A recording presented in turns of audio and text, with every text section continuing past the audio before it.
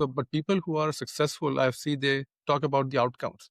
I think the one thing which I have seen, I mean, if I for a moment, if I wear a customer's cap, because half of my career I've been on the customer side, and let's say there are a lot of vendors who are approaching me. One thing is transparency in terms of what they're offering, and not as a feature set, but as outcomes. Because a lot of people come in and they bring a lot of feature sets, and eventually it becomes like a feature comparison, right? You end up comparing features that the architect will be giving this and they are giving this. This is the price. That's a race to the bottom, right? So, but people who are successful, I see they talk about the outcomes. As a CISO or as a CIO or somebody who is responsible for confidentiality, integrity, and availability of my data, right? My leadership has trusted me with this responsibility, and how as a partner you're helping me achieve that outcome, right? Not a feature list. I don't care how many SIEMs you have or how many ADRs you have or how many skilled people you have. Are you giving me the board level advisory assurance that my job is safe, I'm doing what company needs me to do? So they are very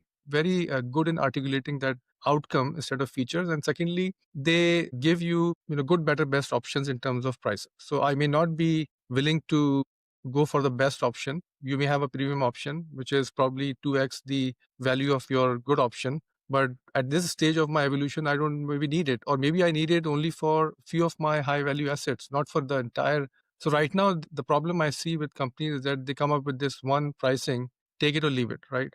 They don't give you options as a customer. And I've seen many situations where I just had to let go of a vendor because they were not very flexible in terms of what they were offering. So if you come up with only three packages with differentiation like 24/7 support for your medium package, or and maybe you can add in digital forensics for the premium customers only. So as long as I have this three very simple clear pricing schemes, and I'm able to pick and choose what I want for my assets, because not every asset is of equal risk, right? Some assets are high risk for me as a customer.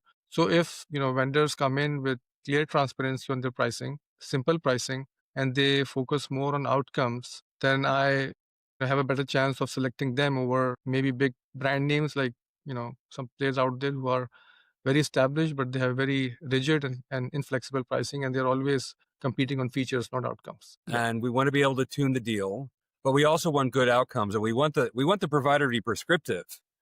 And